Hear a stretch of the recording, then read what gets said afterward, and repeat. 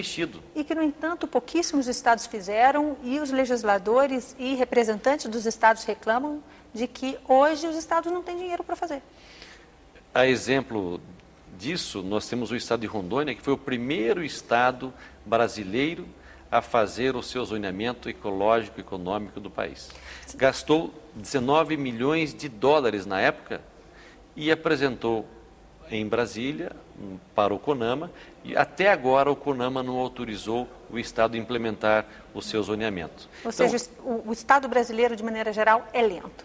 O estado brasileiro tem problemas de diálogo, talvez, entre a União e o estado. Agora, como não aceitar um estudo científico feito pelo estado de Rondônia? Por que o CONAMA não aceita? Não é só com o estado de Rondônia, com outros estados também. O processo vem para Brasília e não anda.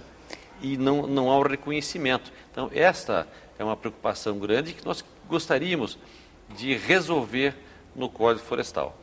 Por falar em ciência, durante os debates aqui no Senado, um representante da Sociedade Brasileira para o Progresso da Ciência, a SBPC, chegou a pedir aos parlamentares mais tempo. Segundo ele, Código Florestal e ciência deveriam andar juntos e não há como a ciência se pronunciar antes de 2 anos. Por que o Congresso não vai esperar esses 2 anos? Porque não tem necessidade de esperar. Nós podemos continuar a avaliação, aliás, vamos continuar estudando o Código Florestal, independente da votação. A despeito disso, nosso Código Florestal ficou 9 anos na Câmara dos Deputados. 9 anos. Já deu tempo para discutir. Com certeza, discutiram, debateram e a ciência foi ouvida. Tanto na Câmara quanto aqui no Senado também. E nós não vamos deixar de ouvir. E nós não vamos deixar de ficar analisando o Código Florestal brasileiro. Nós não podemos imaginar que voltou-se o Código, resolveu todos os problemas do Brasil. Há evolução, há um desenvolvimento. A ciência é muito dinâmica. A ciência, ela muda, os estudos acabam mudando a história da agricultura brasileira. Então, nós precisamos estar sempre em contato com os cientistas, levando a tecnologia ao campo através da ciência. Esses estudos nunca terminam e não podem terminar. Senador, a gente lembra que a comissão é a Comissão de Agricultura e Reforma Agrária. Como a reforma agrária vem sendo tratada pelo Congresso? Aproveito para perguntar isso num ano em que até organismos internacionais e ONGs vieram se pronunciar sobre a violência no campo do Brasil. O senhor gosta de dar o exemplo do seu estado. Rondônia é hoje o 2º estado mais violento nesse setor, só perde para o Pará, que é um grande recordista, infelizmente. Como esses temas vêm sendo tratados? É verdade, é um tema com muita preocupação da nossa parte. E o grande problema da violência no campo é a falta da regularização fundiária. Todas as regiões que não têm uma regularização fundiária efetiva, clara e bem definida, vai haver discussão no campo. A discussão sobre quem é dono da terra, quem tem a posse da terra. Então, quanto mais se avança para a regularização fundiária, menos violência nós temos no campo. Em geral tem a ver com exploração ilegal de madeira ou grilagem de terras que inicialmente eram governamentais, né? Tudo isso está envolvido com a falta de documentação. Semana passada eu conversava com a ministra Isabela, ministra do Meio Ambiente, e ela me colocava que tem uma área específica do estado de Rondônia que aumentou o desmatamento. E aí eu perguntei qual a área, ela me deu o nome e eu já logo coloquei. É uma área que não tem documentação. As pessoas não têm documento das suas terras. Portanto, se não tem documento, não tem dono. Se não tem dono, não há responsabilidade. E como é que se faz para fazer essa regularização fundiária acontecer na velocidade que o país necessita e que a sociedade espera? Hoje nós temos na Amazônia um programa Terra Legal.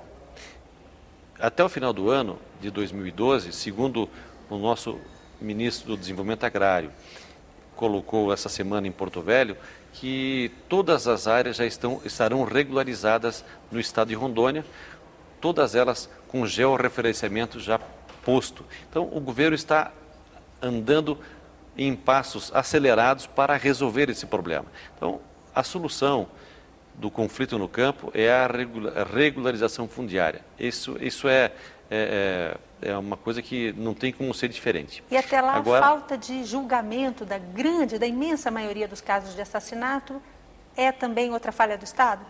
olha, eu não diria que é falha do Estado, mas é uma coisa que tem que se apurar, tem que se correr, tem que se resolver esses problemas. Mas a melhor maneira de resolver é não deixar acontecer, é o preventivo, que é a regularização. Mas você falou em reforma agrária e nós não tocamos nesse assunto. Quando nós falamos em reforma agrária, nós temos que remeter ao desmatamento, à ocupação do homem no campo. Nós hoje estamos preocupados em manter o cidadão no campo, fazer com que ele não venha para a cidade.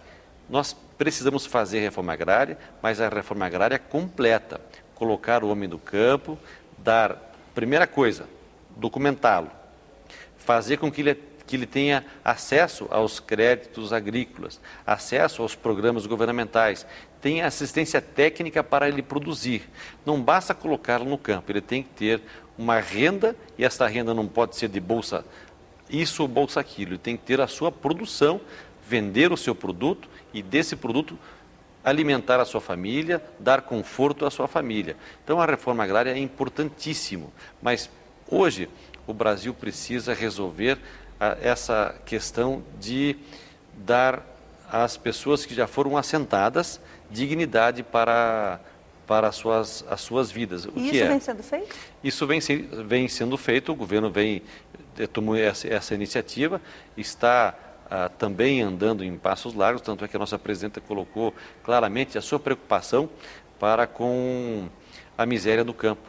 E há um programa hoje, que é o Brasil Sem Miséria, inicialmente com as famílias que moram no campo, fazer com que essas famílias tenham recursos, tenham assistência técnica para produzir. Não é uma questão de dar dinheiro para essas famílias, mas sim fazer com que ela tenha acesso a recursos e a assistência técnica. Senador, eu já ouvi o senhor dizer que não se considera da bancada ruralista, embora seja o representante do seu estado que tem ligações com o campo. Hoje é o presidente da Comissão de Agricultura. Por quê? O senhor acha que esse nome, bancada ruralista, está estigmatizado? Tá, eu acho que sim. E não é o meu segmento de atuação. Eu tenho uma preocupação muito grande com a agricultura, tenho um compromisso com a agricultura brasileira, porque o meu estado é um estado 100% agrícola. Eu defendo a agricultura porque é a maior riqueza que o Brasil tem. A cada 6 meses, o Brasil extrai da terra uma nova safra.